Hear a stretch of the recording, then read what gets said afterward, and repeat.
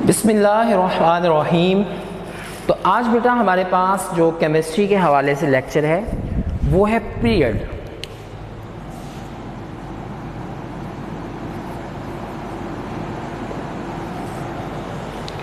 जो आप लोगों का प्रीवियस लेक्चर हुआ था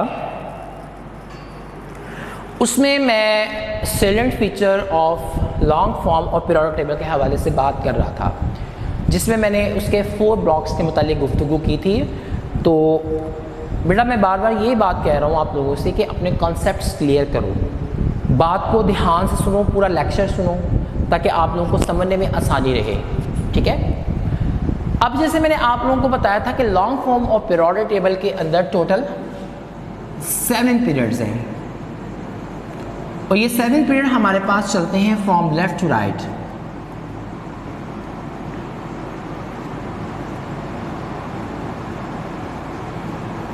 ठीक है, लेफ्ट टू राइट चलते हैं। अब जो हमारे पास फर्स्ट पीरियड है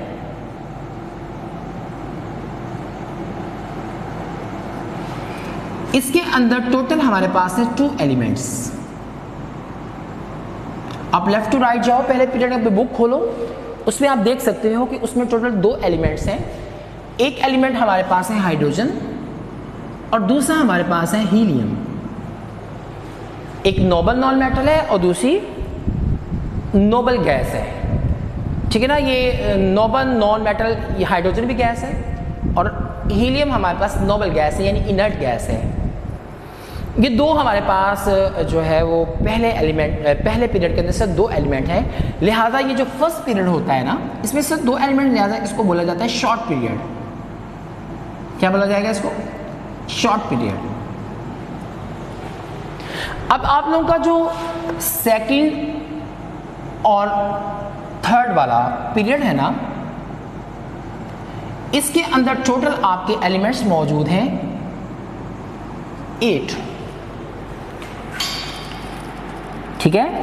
जो आप लोगों का सेकंड पीरियड है और थर्ड पीरियड है, इसके अंदर टोटल आप लोगों के कितने एलिमेंट्स मौजूद हैं? 8 एलिमेंट मौजूद हैं। तो लिहाजा ये आप लोग गिन सकते हो वहां पर। इस वजह से जो थर्ड और सेकंड पीरियड है ना, इसको हम बोलते हैं नॉर्मल पीरियड। क्या बोलेंगे? Normal period. अब तो तुम्हारा लोगों का चौथा और 5वां पीरियड है ना, इसके अंदर टोटल आप लोगों के हैं 18 एलिमेंट्स। इस वजह से इसको बोला जाता है लॉन्ग पीरियड। और जो तुम लोगों का छठा और 7वां पीरियड है ना, इसके अंदर टोटल पाए जाते हैं 32 एलिमेंट्स। लेकिन ये बात ध्यान में रखना कि जिसमें 7वां जो पीरियड है ना वो इनकम्प्लीट है, क्योंकि उसके अंदर कुछ एलिमेंट आप लोगों को आगे जाके जिसमें UNH या UNO लिखा हुआ है वो एलिमेंट अभी डिस्कवर नहीं हुए। सिर्फ उनके एटॉमिक नंबर, एटॉमिक मैसेज लिखे गए हैं, उनके नेम्स नहीं पता। तो लिहाजा वो अनडिस्कवर एलिमेंट है। लिहाजा 7 पीरियड को हम इनकम्प्लीट गिनते हैं। तो इस वजह से 7 पीरियड के एलिमेंट जो हम लेते हैं वो 23 लेते हैं। बुक्स के अंदर आप लोगों को दोनों पीरियड्स के अंदर 32 एलिमेंट्स ही मिलेंगे लिखे हुए, लेकिन साथ ये लिखा होता है कि 7 पीरियड इज इनकम्प्लीट बिकॉज उसमें कुछ 7 जो पीरियड है उसके अंदर कुछ ऐसे आप लोग देखना अपनी बुक के अंदर कि कुछ ऐसे उसमें जो है अननोन, जैसे मैंने अभी एग्जांपल के तौर पर बताया, वो एलिमेंट्स मौजूद है। लिहाजा उसमें टोटल 23 यानी टोटल 32 ही बनते हैं, लेकिन वो अनडिस्कवर्ड एलिमेंट की वजह से हम 23 लिखते हैं और साथ लिख देते हैं कि 7 पीरियड जो है वो क्या है? इनकम्प्लीट है। समझ आई यहाँ तक मेरी बात की? आप लोगों को पिछले दिनों मैंने जब ब्लॉक्स पढ़ा रहा था तो मैंने D ब्लॉक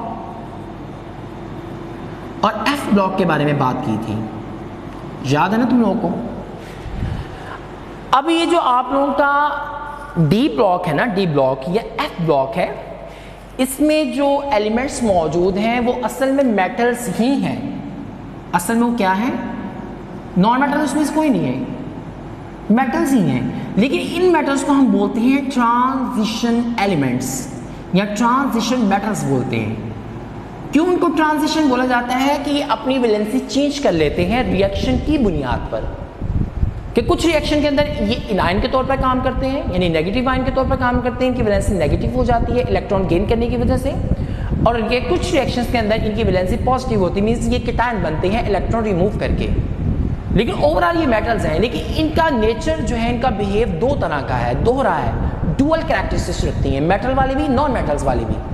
लेकिन हम इन्हें नॉन मेटल नहीं बोलते, इस वजह से हम इनके साथ ट्रांजिशन मेटल्स लिखने की बजाय ट्रांजिशन एलिमेंट्स लिख लेते हैं। लेकिन जब कोई हमें पूछे ये एलिमेंट्स मेटल हैं या नॉन मेटल है, तो हम मेटल्स की बात करेंगे, ओवरऑल वो मेटल्स हैं, लेकिन बिहेव उनका रिएक्शन के बेस पर जो है वो चेंज हो जाता है। ठीक है, अब ये जो डी ब्लॉक के एलिमेंट्स हैं, ये तुम्हें मैंने कल भी प्रीवियस लेक्चर में बताया, 3 से लेकर 12 तक ये 2 सीरीज हमारे पास बनती हैं। चौथे और 5वें पीरियड के अंदर ये 2 सीरीज बनती हैं और इनके अंदर आते हैं 10-10 एलिमेंट्स। आप अपनी किताब के अंदर जाइएगा और वहाँ पर चौथे पीरियड के जहाँ पर 3 से 12 तक का वो लगाया हुआ है ना, तो उसमें वो 2 सीरीज आ रही हैं। कितनी सीरीज बनती हैं? 2 सीरीज बनती हैं और जिसमें टोटल हमारे पास कितने एलिमेंट्स हैं? 10-10 एलिमेंट्स मौजूद हैं जो हमारे पास डी ब्लॉक के एलिमेंट जैसे ट्रांजिशन, और एफ ब्लॉक के एलिमेंट भी ट्रांजिशन ही है। लेकिन ये हमारे पास डी ब्लॉक के जो एलिमेंट्स हैं, चूंकि 2 ब्लॉक्स के दरमियान पाए जाते हैं, एस पी के दरमियान, लिहाजा इसको हम बोलते हैं इनर ट्रांजिशन। क्या बोलते हैं? इनर ट्रांजिशन बोलते हैं। और ये हमारे पास जो एफ ब्लॉक के एलिमेंट्स हैं, जैसे कि मैंने लास्ट टाइम भी आप लोगों को बताया था कि ये हमारे पास लेथनियम के बाद आने वाले एलिमेंट्स हैं। यानी लेथनियम जो है 6 पीरियड के अंदर 1 स्टार वाला एलिमेंट, आप देख लेना, प्रीवियस लेक्चर में भी मैंने बताया था, और 7 पीरियड के अंदर 2 स्टार वाला एक्टिनियम है। अब लेथनियम के बाद जितने एलिमेंट्स आ रहे हैं उसे मैंने बताया था कि लेथनाइड्स कहा जाता है, और एक्टिनियम के बाद जितने एलिमेंट्स आते हैं उन्हें एक्टिनाइड्स बोला जाता है। और ये हमारे पास आपके पीरियोडिक टेबल में बिल्कुल 2 अलग से नीचे सेपरेट बनाए हुए हैं। आई थिंक इसके अंदर हमारे पास एलिमेंट गिन लेना कितने कितने हैं, जैसा उसमें 10-10 हैं, तो मेरा ख्याल इसमें थोड़े 10 से ऊपर होंगे। ठीक है, तो वो हमारे पास लेथनियम के बाद जितने एलिमेंट्स आ रहे हैं उन्हें लेथनाइड्स कहा जाता है, और एक्टिनियम के बाद जितने एलिमेंट्स आते हैं उन्हें हमें एक्टिनाइड्स बोला जाता है। और ये बिल्कुल सेपरेट करके जो है वो पीरियोडिक टेबल के नीचे लिखा गया है। और ये हमारे पास एलिमेंट जो है वो एफ ब्लॉक के एलिमेंट्स, चूंकि ये हमारे पास पीरियोडिक टेबल से बाहर लिखे गए हैं, लिहाजा इन ट्रांजिशन को हम बोलते हैं आउटर ट्रांजिशन एलिमेंट्स।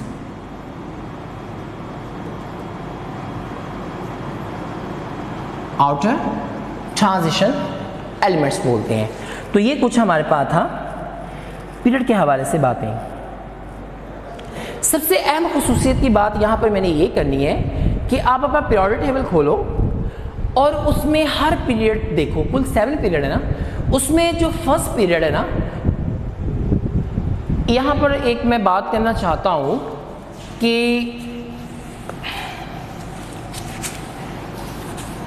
2 तरह की हम मेटल्स का यहाँ पर जिक्र करते हैं आमतौर पर। एक होती अल्कली मेटल और दूसरा हमारे पास होता है alkaline earth. Alkaline earth metals, ये जो अल्कली मेटल्स हैं इन्हें हम सॉफ्ट मेटल्स भी कहते हैं। और ये जो अल्कलाइन अर्थ मेटल है इन्हें हम हार्ड मेटल्स भी बोलते हैं। आपका जो ग्रुप 1 है वो अल्कली मेटल का है, और जो तुम्हारा ग्रुप 2 है बुक के अंदर वो अल्कलाइन अर्थ मेटल का है।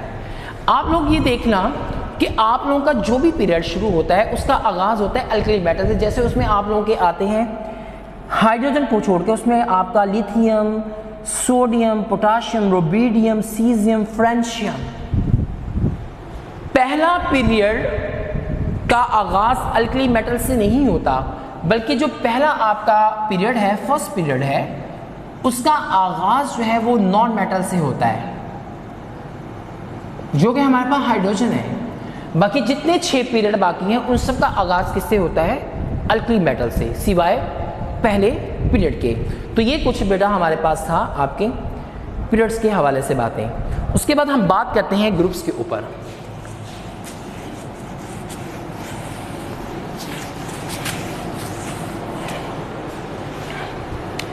ग्रुप्स, जैसे मैंने आप लोगों को प्रीवियस लेक्चर में बताया था, टोटल ग्रुप हमारे पास है 8, जिनको नंबरिंग कितनी की गई है, जिनको नंबर कितने दिए गए हैं 1 से 18 तक, 1 से 18 तक बताया था ना मैंने। तो इसमें पहले अभी मैं जैसे बताऊं, पहला फर्स्ट जो ग्रुप है और सेकंड जो ग्रुप है ये है मेटल्स का, ये प्योर मेटल्स हैं। और इसको जैसे मैंने अभी बताया था पीरियड के अंदर, इनको अल्कली मेटल कहा जाता है और इनको अल्कलाइन अर्थ मेटल कहा जाता है, ठीक है। उसके बाद आप लोगों का जो 13 नंबर से लेकर 17 नंबर तक है, यानी असल में ये ग्रुप क्या है 3 to 7, पहले दो 3 to 7, तो ये 17 तक जो है ये मुश्तमिल है नॉन मेटल्स के ऊपर। किस में मुश्तमिल है? नॉन मेटल्स के ऊपर। और जो हमारा 18 ग्रुप है ये मुश्तमिल है तुम्हारा इनर्ट गैसेस के ऊपर।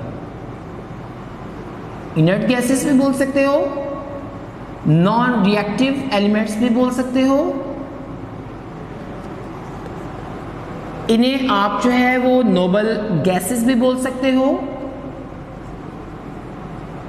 इन्हें आप जो है जीरो ग्रुप एलिमेंट भी बोल सकते हो,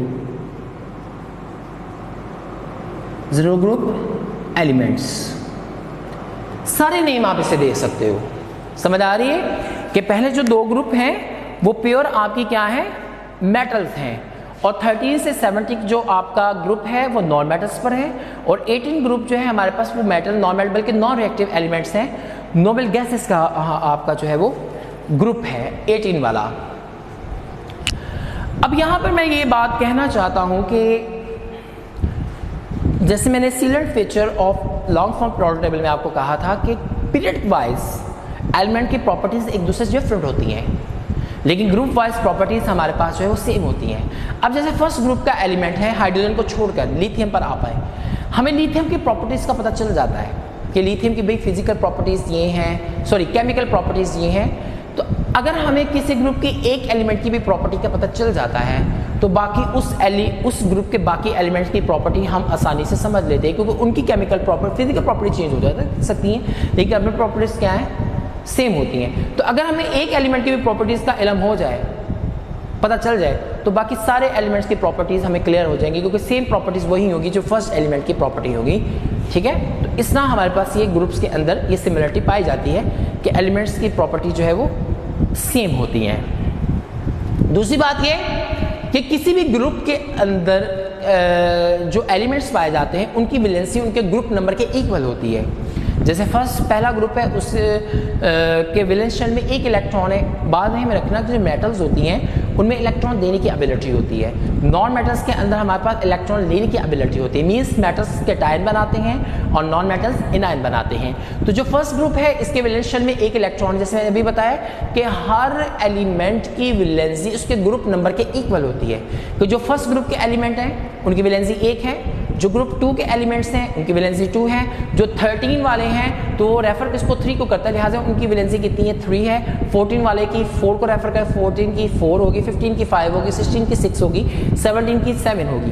तो जिस ग्रुप से ताल्लुक रखने वाला जो भी एलिमेंट होगा उसकी वैलेंसी जो है उसी के ग्रुप नंबर के इक्वल होती है, ठीक है। तो अब फर्स्ट जो दो ग्रुप जो है ये कैटायन बनाते हैं, 13 to 17 एनायन बनाते हैं। सबसे इंपॉर्टेंट बात 15, 16 एंड 17 ये 3 ऐसे ग्रुप्स हैं कि इनकी वैलेंसी इनके ग्रुप नंबर के इक्वल होती है एक तो, ठीक है। एक बात क्या है कि जो 15, 16, 17 जो ग्रुप है ना इनकी वैलेंसी एक तो इनके ग्रुप नंबर के इक्वल होती है और दूसरी इनकी वैलेंसी टोटल ग्रुप में से इनका ग्रुप नंबर माइनस कर दो। अब जैसे 15 है, एक वैलेंसी इसकी 5 बन गई, दूसरा आप 18 में से 15 को माइनस कर दो तो दूसरी वैलेंसी कौन सी बन जाएगी, 3 बन जाएगी। इसका जो 16 है इसकी एक वैलेंसी 6 है, तो 18 में से 16 निकाल दो तो बाकी कितना आ जाएगा 2। इसकी दो वैलेंसीज हैं, एक इसकी ग्रुप नंबर के इक्वल होती है और दूसरा टोटल ग्रुप में से इस ग्रुप को आप सब्ट्रैक्ट कर दो तो जो हमारे पास आएगी वो भी इसकी वैलेंसी होगी। इससे 17 है, इसकी वैलेंसी एक 17 बनती है, 7 बनती है, ठीक है ना, और दूसरा हमारे पास इसकी वैलेंसी हमारे पास 1 बनती है। तो ये जो वैलेंसीज हमारे पास आ रही होती हैं तो जब हम रिएक्शन कर रहे होते हैं तो उसके अंदर फिर इनके ये ऑक्सीडेशन नंबर्स बन रहे होते हैं कि कौन सा ऑक्सीडेशन नंबर यूज हो रहा है। वैसे हम नहीं बता, वैसे ओवरऑल इसकी वैलेंसी जो है हम 5 ही लेंगे, इसकी 6 लेंगे और इसकी 7, ठीक है ना। तो ये हमारे पास जो वैलेंसीज आ रही होती हैं ये हमारे रिएक्शंस के बेस पर वैलेंसीज बन रही होती हैं। समझ आ गई बेटा सबको मेरी बात की। तो यहाँ पर आप एक ग्रुप के एलिमेंट्स लेते हो तो एक ग्रुप के सारी एलिमेंट्स मिलकर फैमिली बनाते हैं। अब जैसे ग्रुप 1 है उसमें जितने भी एलिमेंट्स आते हैं वो सब मिलकर एक फैमिली बनाएंगे। ग्रुप 2 के अंदर जितने एलिमेंट्स आते हैं वो सब मिलकर एक फैमिली बना रहे होते हैं, ठीक है। ये कुछ बातें थी। अब यहाँ पर मैं स्पेशली बात करता हूँ 17 ग्रुप के हवाले से और 18 ग्रुप के हवाले से। अब जो 17 ग्रुप के एलिमेंट्स हैं ना, इसमें टोटल 5 एलिमेंट्स आते हैं। फ्लोरीन, क्लोरीन, आयोडीन, तरतीब-वाइज लिख रहा हूं, ब्रोमीन,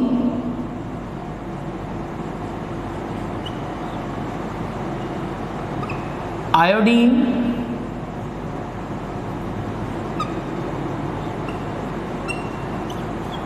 एस्टाटीन,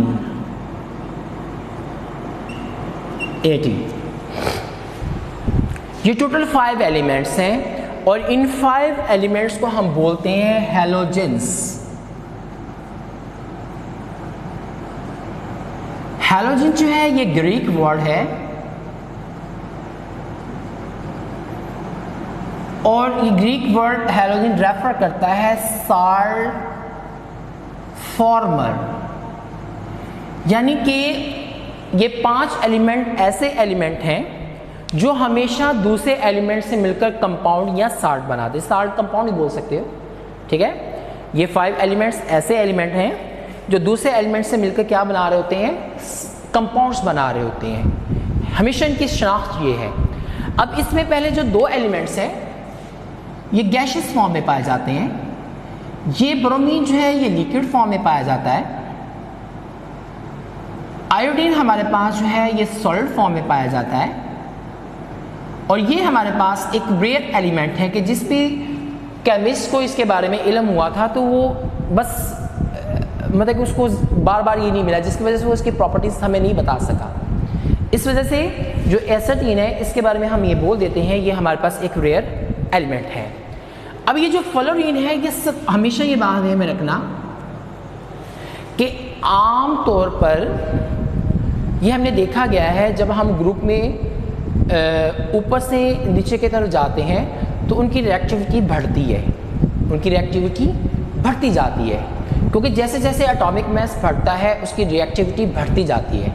लेकिन हैलोजन इसका मुखालिफ है, इसका उल्ट है कि हम जैसे जैसे ग्रुप में ऊपर से नीचे की तरफ जाते जाएंगे तो इसकी रिएक्टिविटी वीक होती जाएगी।